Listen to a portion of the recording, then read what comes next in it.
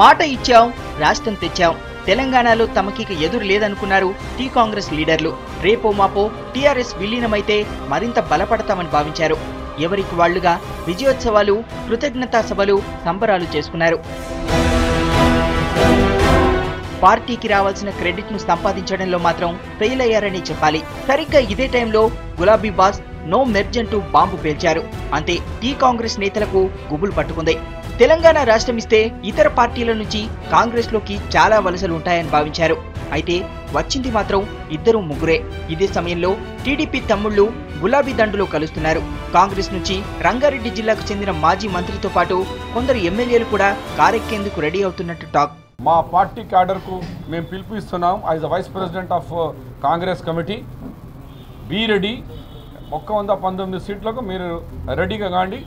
మన హైకమాండ్ నిర్ణయం కూడా, మేము హైకమాండ్ కూడా ఇదే చెప్పబోతున్నాం. ఎన్నికలు ముంచుకొస్తుండటంతో టీ కాంగ్రెస్ నేతల్లో ఆందోళన మొదలవుతోంది. టీఆర్ఎస్ అభ్యర్థులు బరిలో ఉంటే తమ గెలుపు కష్టమని భావిస్తున్నారు. అందుకే ఏదో ఓ రూపంలో కేసీఆర్ తో సంబంధాలు పెట్టుకోవాలని ట్రై చేస్తున్నారు. కొందరు సీనియర్లైతే టీఆర్ఎస్ అధినేతపై కామెంట్ చేసేందుకు జంకుతున్నారు. తెలంగాణ పునర్నిర్మాణంపై కేసీఆర్ తన విజన్ వివరించడం స్టార్ట్ చేయడంతో తాము ఏం చెప్పాలో తేల్చుకోలేక టీ కాంగ్రెస్ వాళ్లు సతమతమవుతున్నారు. కేసీఆర్ పై గట్టిగా అటాక్ చేస్తే ప్రజల్లో వ్యతిరేకత వస్తుందనే భయంతో నేతలు ఆచితూచి వ్యవహరిస్తున్నారు. హైకమాండే తమకు ఏదో ఒక మార్గం చూపుతుందని ఆశగా చూస్తున్నారు. నాయకుడే లేని తెలంగాణ కాంగ్రెస్ ను ప్రజలు ఎలా నమ్ముతారన్నది వాళ్లలో వాళ్లకే వస్తున్న అనుమానం.